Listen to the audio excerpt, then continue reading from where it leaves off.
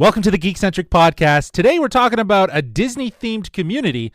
Matt Reeves would like to take a nap before Batman 2. And Chip and Dale are back, but with different voices. All this and everything else that happened this week in Geek.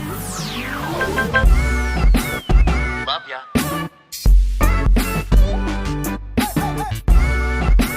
Get home safe, guys. Peace.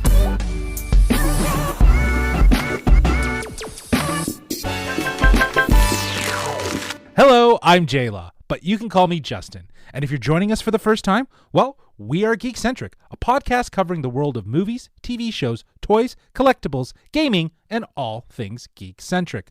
Joining me for today's episode are one of my two lovely co-hosts, Nate Shelton. How are you, buddy? Good. How are you? I'm stoked to be here. Thank you for having me on the show, on the podcast. I've been wanting to come on for a long time. What happened to Kevin? Where'd he go? Well, Kevin's out and about traveling Canada, seeing some friends. Now that restrictions... Oot in a boot, I think you mean. Yeah, right? Oot in a boot. And he's visiting the capital, hence why he is not here for today's episode. But how are you, man? Not bad. I mean, a little bad. I mean, the entire studio has been torn apart, and it's horrible.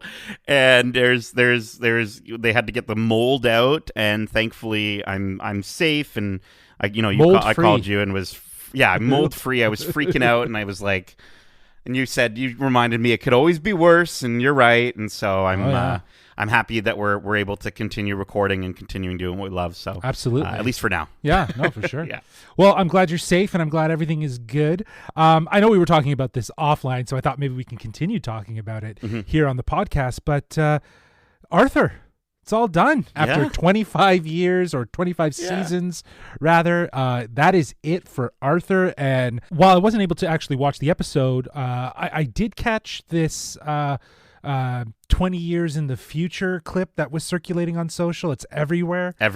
Everyone's been reposting it, just showing it. I really, really loved it. I'll put it in the show notes so our listeners can check it out. But what did you think? Fast forward and seeing Arthur become the storyteller that we have been following all these years. I thought it was kind of cool. Dude, it was so meta. How they kind of did it, how they sort of, gave him this life that goes full circle. And it was just a really cool way to do it. The fact that he's a graphic novelist, Buster is a teacher, Francine is the head of a sneaker company, which is bomb. It's so badass. It's so cool, especially for that's Francine right there. And then Muffy running for mayor, obviously, and then DW, she's a freaking traffic cop, which it makes so much sense. So and much I love in the scene, she's like, "Oh, hey, I know you." I still have to give you a ticket though. It was just it's so classic DW, right? Like she's just such my gosh. She won't break any rules. That's totally her. She's the snitch. I've got my Arthur doll with me from the 90s. I've shown it on my stream, by the way, twitch.tv/NatePlaysGames. But see if you can you hear this? Can you I could hear that. I want to tell you something crazy about this Arthur doll. I've never changed the batteries. I don't know if it's like a demon inside of it that's keeping it going, but these are the same batteries since the 90s. And I'm afraid to change because I think he'll die forever. So, but what a monumentous occasion, dude. Like that's just so nuts and just so cool. I love that they brought back the original voice actor of Arthur to do this grown-up version of him. I think that's really, really cool. Ties it all back together. Really does round out this sort of 25 season experience. And a lot of people were very kind of emotional. I remember reading one tweet from someone that was like, "Am I a 24-year-old woman sitting here watching Arthur final episode and crying?" Yeah, you are. You're damn of right. Course. Absolutely. 100%. For sure. All right. Well, with that out of the way, I think it's time for us to get into the news. It's all about the details. Just when you thought we were done talking about Arthur's, our first news article comes from Arthur Levine over at USA Today. New master plan communities will let Disney fans be a part of Disney all the time. Yes, please. This past week, the Walt Disney Company announced Story Living by Disney, which will be a part of the same division that oversees its theme parks, Disney Cruise Line, and other experiences. The first community, which will be known as Cotino and include about 1,900 housing units. There is an incredible demand for all things Disney. Our fans continue to look for new ways to engage with us and keep Disney as part of their lives. You can be a part of Disney all the time, says Josh D'Amaro, chairman of Disney Parks Experience and Products. As for the Story Living name, the communities will capitalize on the company's sense of storytelling and placemaking. Every single element of these communities will be steeped in a story, D'Amaro notes. The residents, he says, will be active participants in the stories. What? Yeah, this is pretty nuts, right? So, wild. Pricing and financing and other details haven't been announced, but the developments will include a variety of properties such as condominiums, single-family homes. Some of Cotino's neighborhoods, however, will be designated for residents 55 and older, a market in which Disney seems very, very interested in as they recognize the opportunity to create more senior community living. Yeah. There will be public components to this Cotino and community as well, including a hotel and an entertainment and dining and shopping district. Guests will be able to purchase a day pass, just like you would at a park, to visit the beach. Despite bearing its name, Disney will not own the communities or be the developer of record, nor will it be building or selling the homes. It will be partnering with a variety of third parties to handle those functions. However, Disney Imagineers will have a hand in designing the community and play a part in future communities. As the public face of the communities, Disney will manage the marketing and sales efforts. And once the communities are up and running, its cast members, which are commonly known as Disney employees, will handle the day-to-day operations, including customer service and entertainment production. The article mentions that Walt Disney had grand ambitions to develop a working city with residents, which would have showcased the latest technology and urban planning concepts on the Florida property that his company bought many years ago. He dubbed this project Epcot, which we know stands for Experimental Prototype Community of Tomorrow. After his death in 1966, Disney's successors reinterpreted his vision as a theme park instead. D'Amaro says, Walt was trying to build a connected, integrated, story-based community. While these story-living communities are not Epcot, they share the same spirit. This would have been something Walt would have been all over. So a lot of details. It sounds like it's a huge commitment, but what do you think, though, Nate, about this idea of a Disney-inspired community that you could live in? Honestly, I am this is going to sound really, I'm literally wearing Disney on my clothing right now and I'm surrounded by it, and it's going to sound weird coming from me, but like a certain little part of me, the words branded communities kind of freaked me out a little bit. And then I was like, but I still want to save up until I'm 55 and move there as soon as I turn 55 and try to live there. It's just something where I think the community service aspect, the customer service aspect as well, bringing in cast members, is something that they are so masterful at. And I'm looking at in USA Today article, they've got a lot of concept art for what these different places could look like, and it looks like their resorts. Like, it looks 100% like their resorts, like their parks.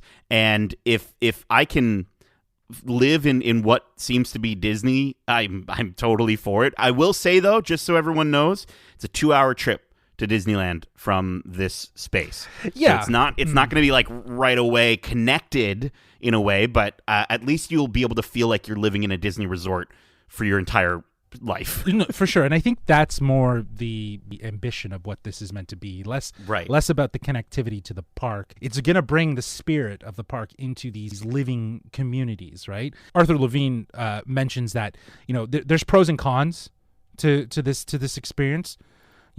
Again, a pro would be that there wouldn't be a rowdy bar down the street or obnoxious music from your neighbors, but it would come at a cost of your own personal freedom. That wouldn't sit well with everyone, but there are some Disney fanatics that would 100%. sacrifice that in effort to live in this community, which I think it's a fair sacrifice, if you will. So because we talked about the Disney Star Cruiser Halcyon ship experience. It's a fake cruise that you go on. You're living in Star Wars. And I remember, Justin, you and I had conversations about like how much we would pay to be there, but we'd want to live that experience. We'd want to take part in those activities, and how much we'd be sort of pulled out of it by the random lady in Crocs who looks like she just, she's not in Star Wars world. You know what I mean? Like, we would get dressed up, we would do the activities, and I feel like that's very similar to this place. So it's going to be interesting to sort of see, like, how are they going to control the idea of, like, well, if you're here, you have to be an active member of society? Because I know for a lot of people, myself included, I usually don't want to talk to my neighbors. Now, granted, if it was an activity orchestrated by Disney, that might be different. Well, I think our interpretations of this might be a bit different. See, I don't necessarily see it so locked in, if you will, or so mandatory that people have to participate in the story. Well, they said you'll participate in it, right? Sure. Like, that's... I'm wondering. I'm wondering if it's as deep as what you might be thinking, or as loose as just trying to get people to be more active in the community because they are a part of that community, right? Like just the general encouragement of getting to know your neighbors. I still think that people are going to want to live their lives like normal people, but they're going to have jobs and stuff. Yeah, exactly. Yeah. But like, they're not going to be like bound and cosplaying like 24/7. They just have ears, right? Oh, it's like surgically implanted in their head. Yeah, they don't even need to wear a hat anymore. It's just... Well, it'll be interesting to see too. Like it is a living community, but they didn't seem to mention anything about schools or anything like that. But it would be cool if they did, and it was like an art school or some sort of animation school. You know what I mean? Like kind of fostering that sort of culture, if you will, for an Imagineering group, right? So that would be pretty dope. That'd be pretty sweet. I think it'll be really interesting to see how it turns out. I know they tried this already with Celebration in I think it was, how long ago? 1996, I think, was when they welcomed their first family in, and it's they've since moved on from Celebration. So sold it. They sold it. It was it was sold, right? Yeah. And so it was started by Disney, and then it was let go. I'm intrigued to see if they'll do this again. It seems like, I'm wondering if the proximity to the park for Celebration was somewhat of an issue or something like that. Because for them to push this 2 hours away, there's got to be a reason for that, right? I think, though, again, I think we're missing the point of it doesn't need to be attached to the park. The Disney is that. And I think the way to approach it is focusing on the community aspects of it and people coming together. Justin, there's going to be merch. There's going to be a 100%. Disney store. There's going to be a World of Disney store. For sure. Did they say that? And that's the thing. Like, no, they said they said in here that there will be a shopping district. There will be the opportunity for people who live outside, obviously, that aren't part of the community, to stay at a hotel that's on the property, right? That's in this community. That's cool. So there's going to be a beach. Like, there's obviously tourist value to this community that it'll bring that is very Disney. But again, we know that there's Disney hotels out there that are more about an experience rather than any association with the park. There's one in Hawaii that's very much like that. It embodies. I want to go so bad. It embodies so much of the spirit of Disney, and again, it's very much in the spirit of Disney and continuing the essence of what makes Disney great. So yeah, I'm kind of indifferent about it. Like, I think it's going to be a lot of money, and if I was balling, then sure. Dude, I'm telling you right now, you, me, and Kevin, and all of Kevin's family, if we found a nice place and we just agreed to share the rooms and whatever, I think we could afford it. By the time we're 55, I think we could do it. By the time we're 55, jeez. But no, I hear you. I think, who knows? I think that's going to really be a deciding factor, though, too, is price point. What is the price point going to look like? Is it feasible for maybe a family, like, let's say me and my wife, wanted to move there and we had a kid or we had a family and we're like, yeah, we love Disney. Like, can we do that? Like, is that possible with the pricing? Who knows? I'd just like we can barely afford to go on the Halcyon, Justin. There you go. We can barely afford to go on the Galactic Cruise. Yeah, if it's anything like the prices of that, then There's a fat chance I'll ever be able to live there. So yeah, but we could visit. We'll go stay in the hotel for sure. I'd be down to visit. That's for sure. Yeah. All right, let's move into our next news story. This one from Matt Purslow over at IGN. Stranger Things Season 4 release date revealed. Netflix has announced the Stranger Things Season 4 will premiere on May 27th. However, Let's go. This 4th season is almost twice as long as previous seasons and will be split into 2 volumes, with the second batch of episodes being released 5 weeks later on July 1st. The news, announced on Netflix's website, comes accompanied by a letter from the Duffer Brothers, the creators of the show. The letter explains that this 4th season has a runtime of almost double the previous seasons, and they have also revealed that Stranger Things will conclude with its 5th season. With 9 scripts, over 800 pages, almost 2 years of filming, thousands of visual effects shots, and a runtime nearly twice the length of any previous season, Stranger Things 4 was the most challenging season yet, but also the most rewarding one, said the Duffer Brothers in their open letter. It's also the beginning of the end, they continued. 7 years ago, we planned out the complete story arc for Stranger Things.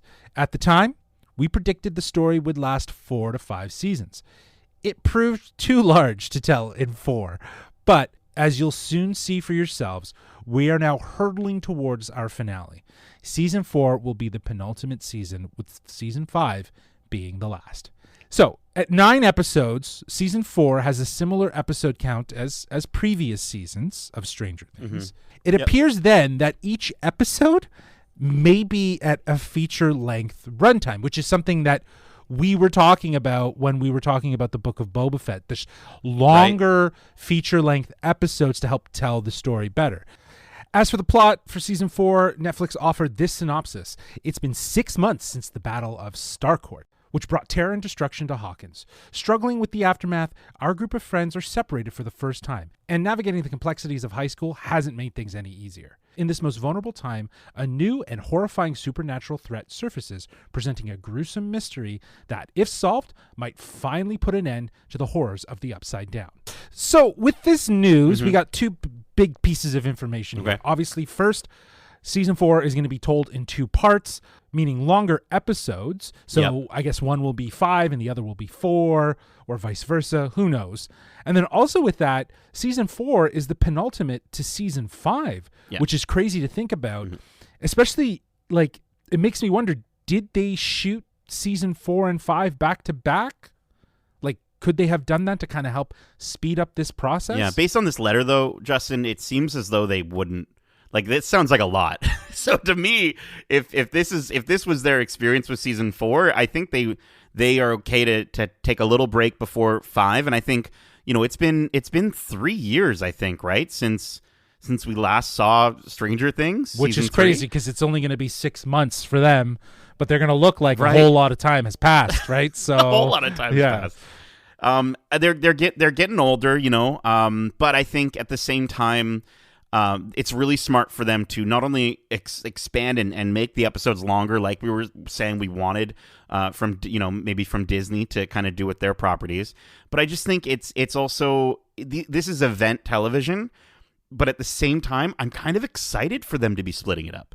As much as I'd love to get the entire season in one go, I'm kind of stoked for it to be split up. They're going to be longer. We get to watch them, and then we get to like speculate and get to like be like, what's going to happen, and it just gives us that little bit of breathing room between moments.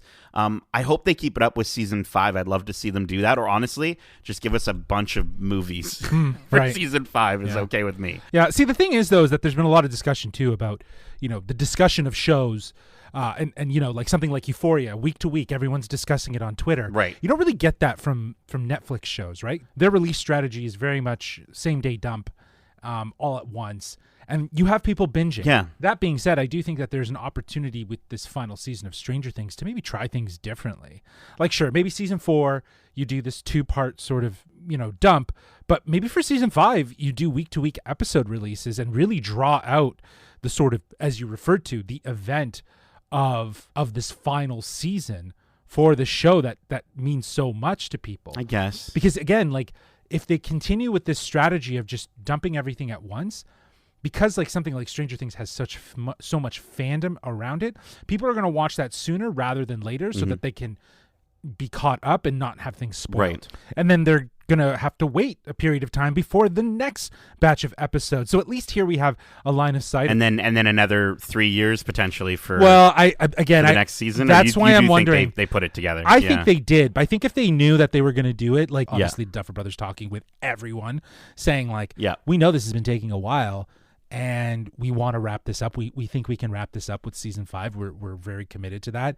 Why don't we just try to do a back-to-back? Because, again, when you say it's 6 months, but like you said, 3 years have passed, it's going to be very apparent that 3 years have passed. Are they just unless they do time jumps, Justin? Of course. Unless they do time jumps, right? But like I guess, but like, how many times are you going to put like either of those kids in like shorts with their scrawny legs to try to make them look like they're super kids? Like season 2 and season 3, they were using the shorts on Will, and the bowl cut. Yeah. And he looked like he was dressed younger, but he looked like he had grown. And I think the same could be said about all the characters, really. Yeah, Mike the same way. 100%. Like he's super skinny, right? Yeah. And like they just dressed them like they were younger, but they obviously looked older. So I think that, again, transitioning them to high school, hopefully, just kind of leaning a little bit more into it. Like I would have rather they kind of lean into the time and say like the story takes place 3 years after the battle, right? Well, I'm stoked, dude. I'm excited for it regardless. I mean, Netflix has been really killing it lately, and I'm excited to see, because they're going to put as much behind this as they did Ozark, and Ozark's one of the best things that I've seen on TV 100% in a long time. So I'm really excited for this. Yeah. And speaking of Stranger Things, it kind of ties into our next story from James White over at Empire. John Watts reportedly in talks to direct new Star Wars series. Yeah. John Watts, who directed the last 3 Spidey films, including the box office smash No Way Home, is in talks to handle at least one episode of a mysterious new series. According to Discussing Film, the series has the code name Grammar Rodeo, which is absolutely fantastic. Do you know where that's from? No. Grammar Rodeo is a reference for me from the Simpson episode when Bart, Milhouse, Martin, and Nelson rent a car to drive across the states. Do you remember that? That sounds awesome. No. And the excuse that Bart makes up is that they're going to a grammar rodeo. It's really, really, really I gotta watch it. Anyways, looks like Jon Favreau is going to be involved, which is obviously no surprise because he's the godfather of Star Wars now. Yes. And little has emerged about the show, aside from some whispers that the cast is going to be younger, sort of a Stranger Things. Set in a galaxy, set in a galaxy far, far away, and potentially connected to the High Republic era, which I haven't actually checked out myself. But you can imagine that Favreau being, involved in the Spider-Man movies and seeing John Watts and, maybe, getting to know him, discovering maybe he's a Star Wars fan. It's pretty easy to see how this might have come to be, especially given the fact that he does really know how to do the teen vibe really well. I hope he hasn't been hanging out with Robert Rodriguez too much and he's doing like a Mod Squad series. Well, I guess that takes place not in the High Republic. Initially before the High Republic thing came in here on the Empire article, which everyone should go read and check out, but I thought it was going to, like, it sounded very like Ezra Bridger would be a really good fit for a sort of a John Watts sort of, but I guess maybe he would be older, or is it the lost chapter of Ezra? But if it's going to be taking place during the High Republic era, all power to him to give us something really different. And again, as long as it's not Spy Kids in Star Wars. Yeah, but I don't think it will be, but I also think though that I think the reason why you would get someone like John Watts to at least introduce characters that are probably younger is that he has a good sense of identifying who those characters are and playing with maybe those tropes and sort of genre blending, if you will. Like we talked about this in our Spider-Man reviews, but in Spider-Man Homecoming, we talked a lot about how that felt very inspired by the John Hughes movies of the 80s, right? And very, it had that sort of nostalgia. Now, that, of course, that's not going to necessarily work here in a galaxy far, far away with a High Republic.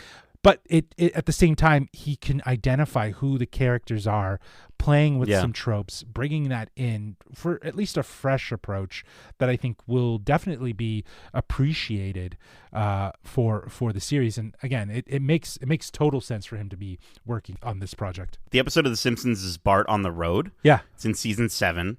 And honestly, if that's any, usually these code names are just code names, and they're fans of The Simpsons, so that's why they would put that in there. But if there's any way that this is associated with that being the narrative that they're going for, they steal a ship and they and it's just these kids. And again, please, John Watts, if you're doing this, if you're hearing this, don't connect it. Give us brand new characters that are completely separate from the Skywalkers. Put it in the Star Wars universe, but I'm ready for stories that are outside of that. And that's why I'm so excited for them to explore the High Republic, especially between this show and what was the other one, the Acolyte that they're doing. I think super stoked for all that. And it's funny that you bring that up, because that, I think, is supposed to also revolve in and around that time. So, and it's focusing on, I think, the Sith and the dark side and so on. So the High Republic might be, the light, the balance to that story of what we're seeing. So who knows? Only time will tell. No dates of when any of that is coming out. But again, it's all with a grain of salt. We'll assume until we hear further. I am excited. Color me interested. I would love to see what this is all about. And Justin, honestly, I just hope whatever they do, they don't rush the production of these movies, because we've seen what happens when you rush a movie, right? Well, yes, absolutely. And speaking of rush, on to our next news story here. Matt Reeves doesn't want to rush The Batman 2. This article comes from Andy Bebick over at Screen Rant. While the Batman director Matt Reeves has ideas for future sequels, the filmmaker is not interested in rushing The Batman 2. With the release of Batman just next week, sequels for The Batman have huge potential, but Reeves is definitely not in any rush to get to Batman 2 just yet. In a recent interview with the Los Angeles Times, the filmmaker is asked if he has plans for a second installment, and while Reeves has plenty of stories he wishes to tell with Pattinson's Caped Crusader, he stresses that he never intended the Batman to act as the first chapter to a larger story. To Reeves, it was actually crucial that The Batman could stand on its own as a complete film rather than make it lead into a sequel, which I think I can appreciate as a storyteller. Yeah, trying to tell a rounded story. In the article, he says, "I think the first thing is a very long nap. And here's the thing. My feeling in doing the film was always that I would never treat this as a chapter 1, because chapter 1 assumes that there's more chapters. So what I wanted to do was to make the movie a satisfying experience so that people could experience a new, fresh version of a character that the world has loved for over 80 years. I think that if we succeed on that front, I know that I have a lot of stories I want to tell, and then we'll do a chapter 2. But not because we didn't make this one a complete experience. Let's just see what happens. Let's see the audience watch it. I hope they connect to it. And if they do, then yes, definitely more to do, and I will be napping for too long." He is just so tired from this movie experience. Seriously. Yeah. Again, a lot of this is understandable, given the fact that the movie was delayed due to COVID restrictions and the pandemic as a whole, and that inevitably resulted in the movie being pushed. So it was a challenging experience to get this movie to the finish line. But that being said, the fact that he was so focused on telling a well-rounded story in this first film really does show, Matt Reeves' testament to wanting to be a good storyteller, and this being an experience. Yeah, I really appreciate that, and it's one of those things we sort of talk about all the time, and it's also something that we kind of I feel like took for granted, and then it sort of disappeared as we start to move into things involving Marvel, involving Star Wars, and sort of we look at how.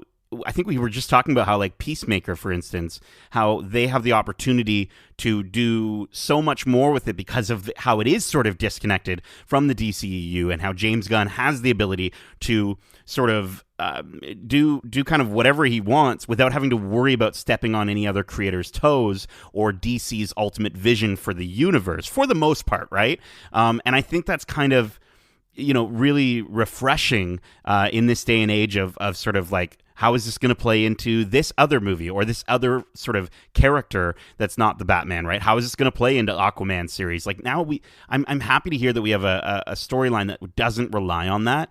And if it ends up being a one and done, but it's a really good Batman movie, whatever. There's going to be more Batman movies in the future. Obviously, if it's a really good movie, we're going to want more from it. And I always want more, but I think it's one of those things that, again, it's just really nice to hear that he's given it that thought for it, and it makes me more excited to see this movie. I'm so stoked. Yeah, I know, and we don't have much time. I think it's next week. Next week. That's crazy to think about.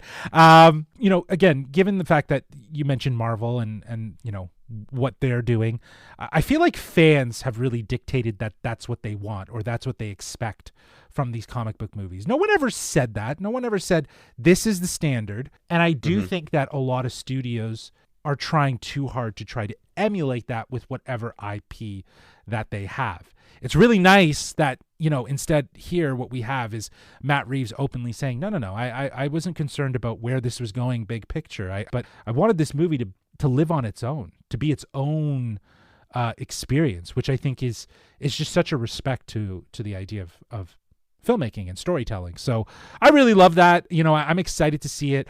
And, there was also a discussion here in the article. They mentioned that Pattinson would love to see Batman confront the Court of Owls, which I think is a bit of a spoiler if he's saying that, just throwing that out there. And I think it's not so much a spoiler as much as it's a wishful thinking that maybe, or confirmation, because I think a lot of people think that the Court of Owls are going to play a part in whatever in this story. 100%. But then that goes against what he's saying, though, dude. Like if he's saying, here's the thing: if he's saying Court of Owls, but then he's saying, but this is a standalone story. Pattinson said this, though. Pattinson said that Pattinson said he'd like to take on the Court of Owls. But what Matt Reeves did say is that he does have a grounded version of Mr. Freeze that he could do, and that excites me. Like we see the Penguin, again, looks like Penguin from the comics, but he's a mobster, and that's like his mob name, and it feels so grounded. I'd love to see how Matt Reeves could bring Mr. Freeze into. It's got to be a butcher, right? He's got to be a butcher, serial killer who he puts people on ice and he butchers them. Like I think that's the only way that I can imagine it being grounded. Right? I like that. I think that could really work. You go Dexter style with him, right? You kind of give him those vibes. And you still lean into the idea that he's a scientist and he's a doctor. Yeah, and maybe what he's doing is for science. Bro. Okay. Yo, Matt Reeves, give us a call, man. We could chat. We would love to chat. Butcher scientist. Let's go. Oh, love it. Butcher Freeze. There you go. That's his name. All right. There you go. 4 news stories all done. Let's move into... It's trailer time.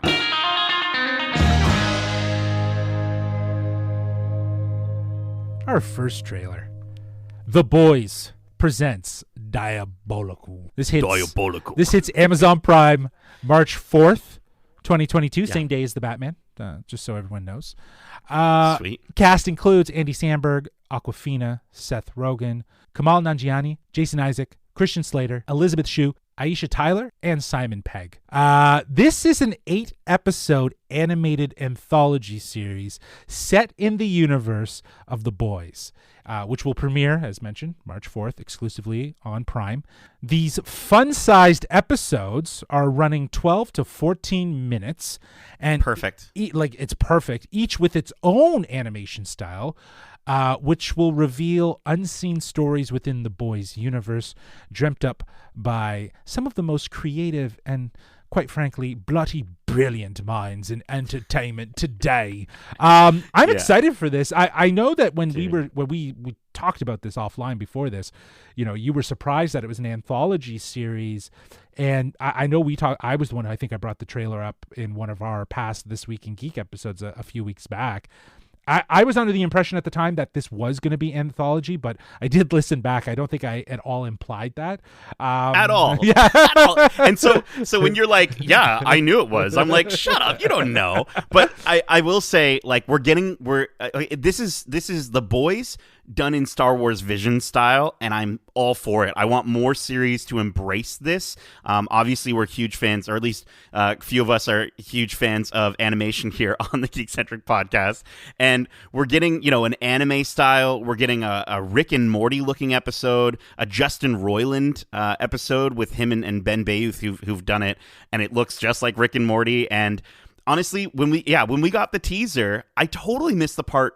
I maybe I didn't miss the anthology thing, but I definitely missed the idea of different animation styles. Sure, and I think because the cast was so big, that's what gave me the impression that it was an anthology. Because you're right, the visuals, they didn't really give you much other than a couple looks that felt very similar to one another. The cast that I just outlined is but a few that are involved. Oh, there's so many. There's different animation studios behind different episodes, which means there's different directors, there's different writers. And, I just like the idea, like, again, Star Wars Visions is definitely the right example, if you will. Even Animatrix, is an example as well. Just these anthology-based, universe-building episodes. I think it's going to be tons of fun.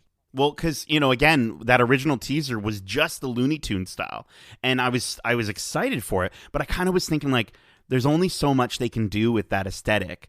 But this is going to be fantastic. Obviously, I don't think it's canon, but it will feature a lot of canon characters. I think it is going to be. You think it could be canon? I think it could be. I think because the problem is Simon Pegg, who in the show we know plays Huey's dad on the live action one. Right. He was originally supposed to play Huey, and so in one of these episodes, he's voicing Huey in one of these episodes. So I mean, that could still be canon, I guess, but I'm wondering if it's if they're really going to do that, because I think some of the beautiful aspect of, just like we were saying, of them not necessarily having to tie it back into the boys is they can do some really wacky stuff. Again, I think the description here best says it. Will reveal unseen stories within the boys universe. So they don't necessarily need to coherently tie.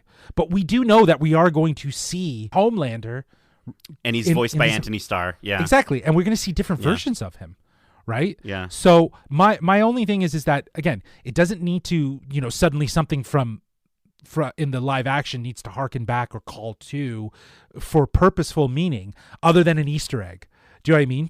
To the animated series. Like, I think that's where we'll kind of see it. It'll live and breathe in Easter eggs within the live action universe of the boys. And I wonder if any way it'll be connected to weren't they supposed to do like a high school drama or a college version of the boys? I think they're still going to do that. They're still working on it? Yeah, I think they're still plans. It's like a school where you learn to be a hero, right? So right. And I could totally see them using that as a basis for one of these episodes. But yeah, man, I'm so stoked for this. I love this for the same reason I love buffets. You just get the best parts of like all the meals that you love, right? Yeah, I love it. And honestly, I think you're absolutely right. I think that this is going to be tons of fun in terms of just how we'll experience more about the boys universe through animated. I think that that's going to be great. And speaking of great, let's move to our next trailer, which isn't so great. And this is for Elvis, directed by Baz Luhrmann. Why'd you say Baz? Is it Baz Luhrmann? Baz Luhrmann. Is it Baz? Baz? Because it's Australian, right? Yeah. Baz Luhrmann. There's a variety of people in this film, but the trailer does really feature Austin Butler, who's playing Elvis Presley, Tom Hanks as Colonel Tom Parker, and Olivia DeJonge as Priscilla Presley, who would be Elvis's wife. Synopsis is pretty light. A look in the life of the legendary rock star Elvis Presley. Who would have thought? It's set to release in theaters in North America on June 24th, 2022, and internationally on June 22nd, 2022. I don't know. I don't think this is one that I'm going to be rushing out to see. I know a lot of people love this guy. Yeah. He's love Elvis or Baz Luhrmann? Baz Luhrmann. They love Baz Luhrmann, and they obviously love Elvis. This is going to be a win. But in my experience of the films that Baz have done, it's style over substance. It's all about style over substance, and I don't know if I really wanna. WB hasn't had the greatest track record lately, and Baz Luhrmann is I think it's just a bit too much, and this trailer was definitely too much. It was way longer than it needed to be.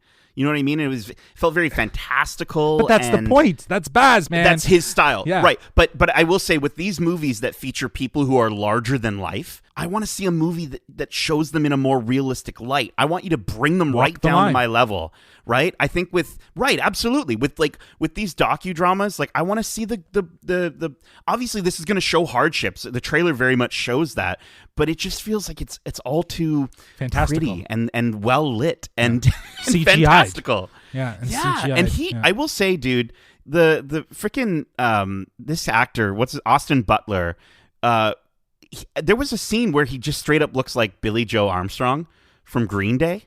Like he just straight up, like he has the eye makeup, and I know Elvis did that at one point. He had like this sort of darker look, but like it just maybe he's too pretty. I don't know. I really don't buy him as Elvis. There was a couple silhouettes that they did where the pompadour kind of hangs forward. Sure, and he does the hip gyrations, and stuff like that. Like there was a couple instances, but as much as this is about Elvis, I think this is also going to be about Tom Hanks's, Colonel Tom Parker, who plays essentially. What's up with his accent, dude? What is? Yeah, he definitely he's got to be from Memphis, same as Elvis. I imagine. Does he though? I think he's. Hold on, let me just quickly look this up. He's Dutch. Oh, so maybe he has a bit of a Dutch accent. Right. Maybe. Which was that Dutch though?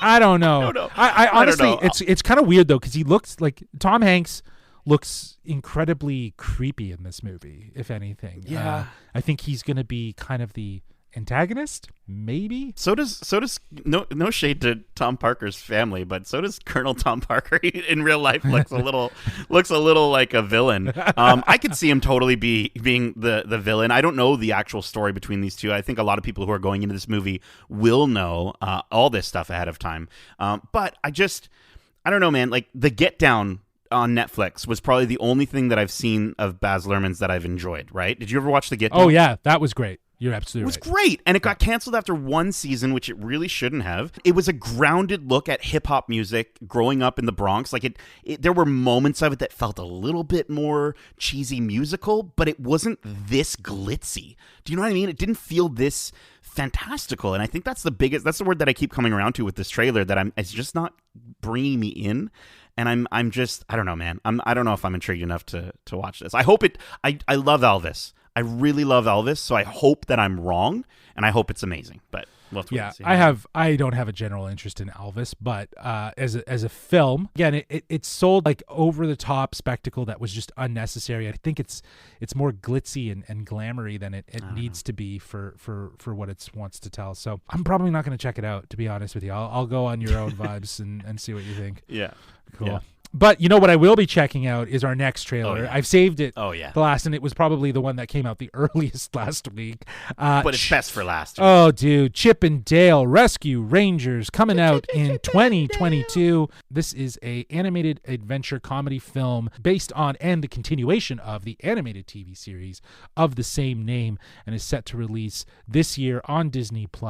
Cast includes John Mulaney as Chip, Andy Samberg as Dale, Eric Bana as Monterey Jack. Love it. Yep. That is so good. Dennis Haysbert as Zipper, who has a very deep, throaty voice. So it's going to be interesting to see. Zipper's the little fly, isn't he? Isn't he the little? Yeah, I think so. Yeah, I think he's the okay. little green guy. Yeah. Seth Rogen is playing a character named Bob, who we see in the trailer. In the trailer, yeah.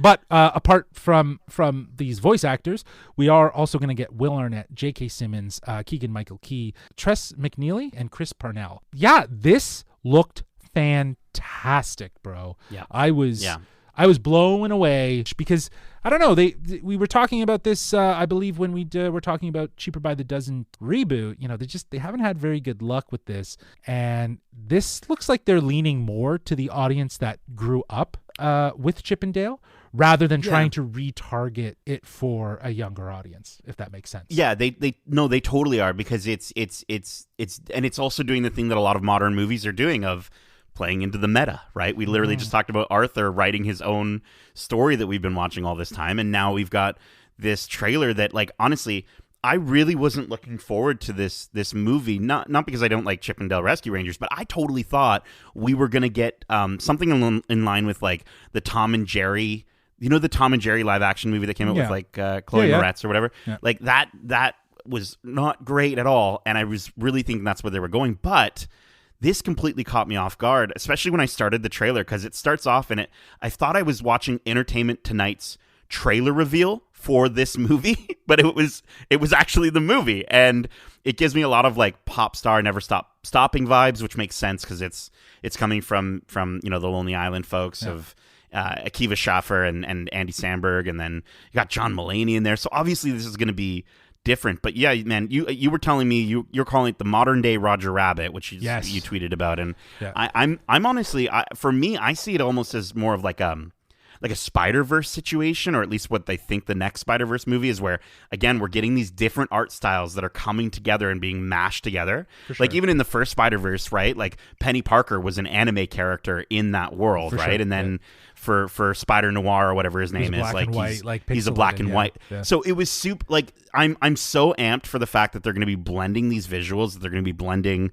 the live action, the animated, they're putting live action costumes on cartoons. Like, it's nuts looking. Like, I was not expecting this at all. I'm so well, yeah. Again, it is directed by Akiva Schaffer, who's a huge part of Lonely Island, and seeing Lonely Island at the front really does set the tone for what kind of movie to anticipate. And I think that they're taking the right approach. Yes, it 100% reminds me of like a more up to date Who Framed Roger Rabbit, where we do see live action characters interacting with two-dimensional animated characters most commonly, and 3D. There's a mixture, and that was fun. It leans into the parody, and I feel like this is very much that. It's leaning into the parody. The way the trailer kicks off with this sort of what happened. MTV used to have a series called Behind the Music, which took like a look back at some of these bands, and some of the troubles and the turmoil of what they went through to get to where they got with the music, and I feel like the opening of this trailer very much captures that and parodies off of that of these iconic cartoon characters. Where are they now? And it kind of shows us that they've gone their separate ways. They're not necessarily as close as we would have thought. So I don't know. They've done a really good job of hooking me into this one, and making me very invested in wanting to see where is it going. I hope we get a more official date. Yeah, I mean, it should be. It's gonna. Well, what was? They haven't said the date at all. They just said 2022. I thought it was coming out really soon, didn't they? Oh, yeah, May 20th. Oh, it's coming out May 20th. Yeah. Oh, wow. Okay, cool. Yeah. Oh, interesting. So we got an official date. It's not that far away. And so Dale, I love how he says like, I got the 3D surgery or whatever. Yeah. Like and that's one of those things that like I love that they're going with this movie where there's going to be cartoon characters in real life that are just part of this world, and that's okay. Yeah. They don't need to explain any of it. So they can literally skip past half of what Space Jam does. Yeah. Right? In terms of having to explain it. And they don't have to. They can just go right into the world, right? Yeah, that's another great example. And like, have you watched Who Framed Roger Rabbit?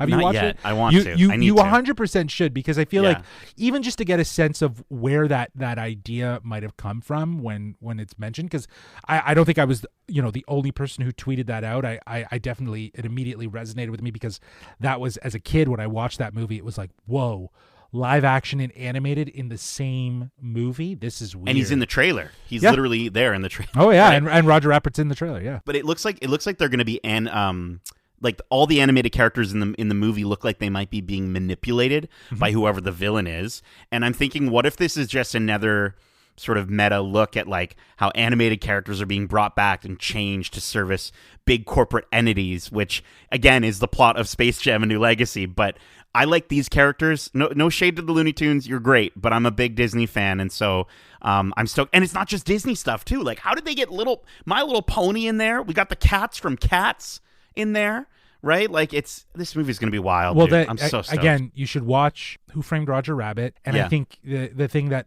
is to be celebrated about that is that it was more of a celebration of cartoon world rather than any one studio attaching themselves to the film as their characters, right? So I think everyone kind of came together to contribute, if you will. So again, very excited. May 20th, 2022 of this year, apparently hitting Disney Plus. We'll definitely be reviewing that. That's it. We're wrapped. We're wrapped on our trailers. We're wrapped on our news. But before we officially wrap this episode, I thought we could do a little whatcha Oh yeah, I closed out with a little whatcha for our I listeners. almost forgot. Yeah, something Yeah. something you've enjoyed this past week that our listeners should watch, play, read, listen to, or just enjoy. Nate, Yeah. what you been up to this week, bro? Okay, well, we're going a little long in the tooth with this episode, so I won't take too long, but I do really want to just shout out two things. Obviously, if you're a big Sony fan, Horizon Forbidden West is out now, and dude, I didn't think they could improve the game in many ways from the original. They've literally improved it in every single way, and I really am trying not to be hyperbolic about this, but it honestly... the visuals are improved, which is nuts. Guerrilla Games is just doing such a good job making when you watch like The Last of Us Part 2 and you see some of those like moments in that game and you're like, I don't think games could look better than this. Well, it doesn't necessarily look better than Last of Us Part 2, but it plays in an open world setting.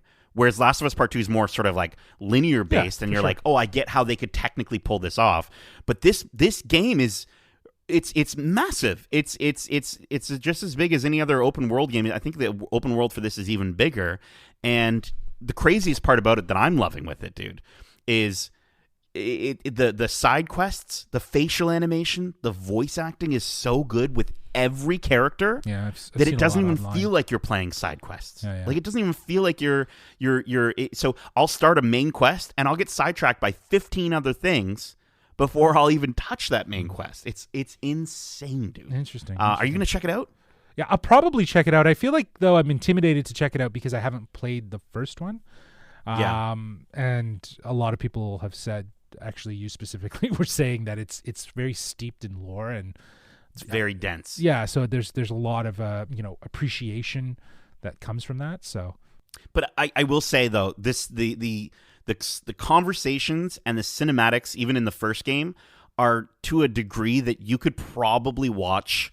I mean, it probably would take a while. It's probably like an hour or so, but you could probably watch a recap of the first game without having to play it all. Right. And you'd still appreciate it just as much. Because I will say, it's been a while since I played the first one, and even in this one, I was very lost at the beginning. Now that I'm about maybe I'd say 1/3 of the way through, I've really started to appreciate the storyline in it. It's really good. Nice. And really quickly, I also want to mention, because I know we're going to have our Oscars episode and we're going to talk about all these movies, but I'm going through my Oscars watch list, and Tick Tick Boom hopped into my Netflix, and I started watching the story of Jonathan Larson, who's the creator of Rent. And this was like his one-man show, but as directed by Lin-Manuel Miranda, which I just thought was super cool, because you've got this guy that he changed musical theater in the 90s, and he was inspired by someone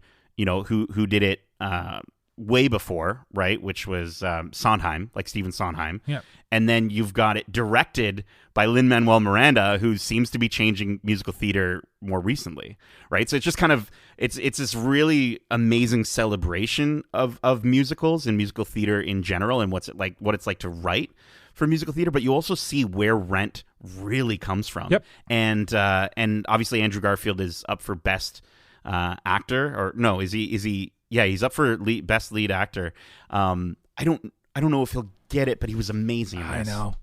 I know. He's going up against Right? Will Smith, and Will Smith was fantastic in King Richard. Of the two, it's very likely that Andrew Garfield will get nominated again in his lifetime. Sure. for an Oscar, right? So I just feel like this is probably going to go to Will, but he has to be in that category. He was outstanding. Did you know he didn't know how to sing or any instrumental background at all? Learned it all. Yeah. Seriously, because you could have told me that he's been singing all his life after watching this. Like, Very don't get committed. me wrong. He wasn't like, oh my gosh, he's the best singer I've ever heard. But he sounded like someone who writes musicals sings like. You know what I mean? Like I personally, and don't get me wrong, I've not looked into Jonathan Larson prior to this, so I knew of Rent. I've watched Rent, but I feel like in my experience with people that write musicals, they can sing, but they're not the best singers, which is why they write for singers. 100%. Yeah. I totally get that. But I don't know. There was just such a level of commitment all around from the singing, piano playing, and just the theatricality that he brought. Like, you know, when there's such a different level of acting when there's a dramatization or something that's inspired from a play that has to feel more musical. And I haven't watched West Side Story, and I feel like we may see a little bit more of that theatricality in the acting. 100%. It's very classic Hollywood, very old school. The fantastical nature of it. It's musical, and it's stage, you know, it's jazz hands and,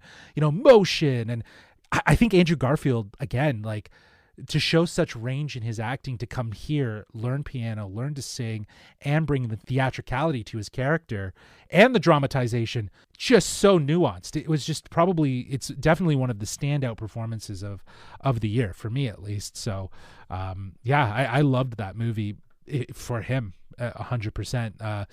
And I think, you know, again, Lin-Manuel did a fantastic job balancing musical with dramatization to kind of tell a very real story. There's literally only one song that I can think of, and I get it. It's the song where he's like, this isn't really a spoiler, but he's really having a rough Sunday morning at the breakfast place that he works at, and the whole restaurant like sort of opens up at a certain point, and all the people in the restaurant start singing, and it's like, obviously that's not going to happen. There's another moment where he's at a party and they start singing. That feels much more realistic because they're all into music, and that makes sense. But with this restaurant sequence, that was the only time where I was like, oh, this is a little bit fantastical. But you can't blame, you know, the character for wanting to escape his reality in that moment.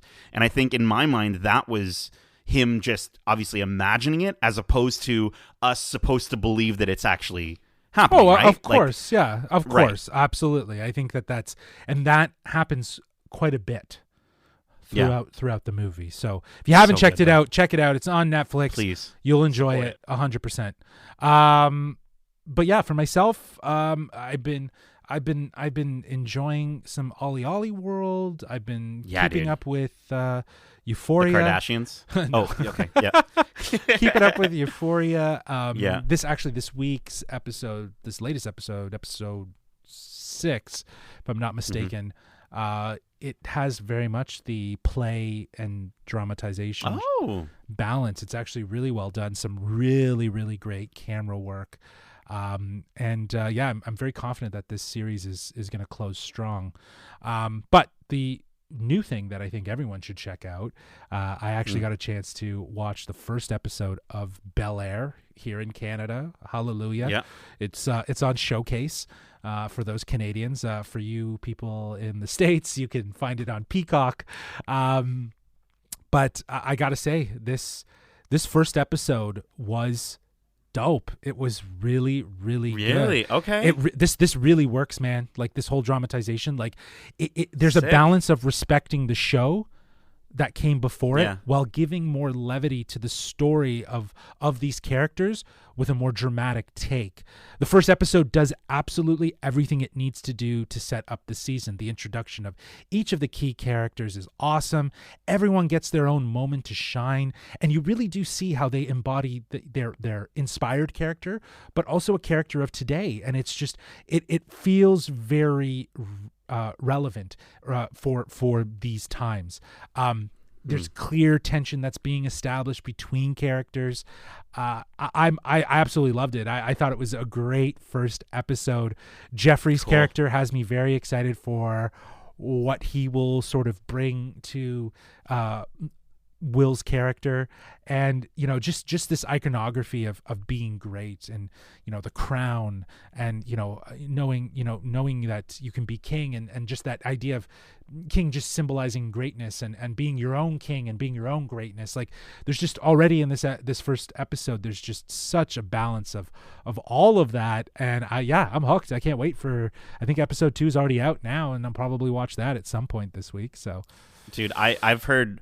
I just was hearing really rough reviews for that first episode, so now you're getting me hyped back for it. Because I was initially, based off the trailer for it, I was really stoked. So I'm happy to hear that you think it's good, and yeah, man, I'm excited for this. Yeah, I honestly think that if you're a fan of the show, and like, I guess it might have been the fact that like it hasn't even been a year since I did like a rewatch of the entire Fresh Prince, and there's just so many different layers. Like the way they take a couple lines from the theme song and put it in a moment into the show. Yeah, it's really, and it just and it feels doesn't come like, across as cheesy. Nope, no, and okay, and like Jabari Banks as Will Smith.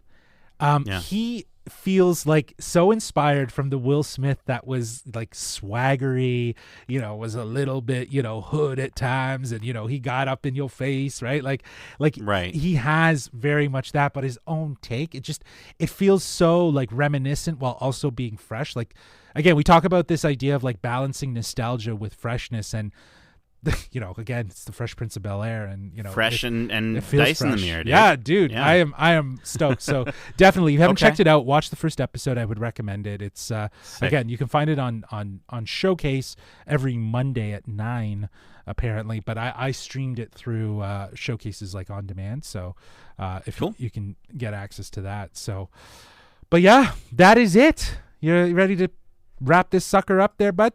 Another Week in Geek. We did. Yeah, well, that is it for This Week in Geek. Thanks for tuning in wherever you listen to podcasts. If you haven't already, be sure to subscribe and leave us a glowing review. We always appreciate that love. And you can always reach out to us if you'd like. Ask us any questions about any of the news or trailers shared today, or anything that we cover, or if we got anything wrong. And you can do so by reaching out to us through email at wearegeekcentric@gmail.com. That's wearegeekcentric@gmail.com, or on Twitter at geekcentricyt, or on Instagram at wearegeekcentric. Keep in mind, we also have a ton of other episodes covering a variety of content, and new content always coming out. Out now, we have our spoiler-free review for PlayStation Pictures' Uncharted, which is in theaters now for you to enjoy. We also got our spoiler-free review and reaction to Disney Plus's animated series reboot, The Proud Family, Laura and Prouda, which is actually on Disney Plus now, so you can actually enjoy that. Plus, we also dropped a spoiler-filled review for HBO Max's Peacemaker Season 1. We had an absolute blast watching that season, so we naturally had to jump on and chat about it. So we went full spoilers. And of course, every week, we've got This Week in Geek for your latest news and trailer fixes, plus more reviews coming. We got some good ones on the way. Yeah, I mean, check out our Twitter now if you want to see our first impressions of Turning Red, which we've gotten a chance to watch, and I cannot wait to break everything down. I'm so excited just to get to talk about it, and really dive into May's story. So yeah, for sure, absolutely. And we also got Batman next week, as we mentioned. So dude, there's a lot of content. There's a lot of content for you to enjoy. So be sure to subscribe so you know when our latest episodes drop. But until then, Nate, thanks for joining me for This Week in Geek. And as we say, love ya. Peace.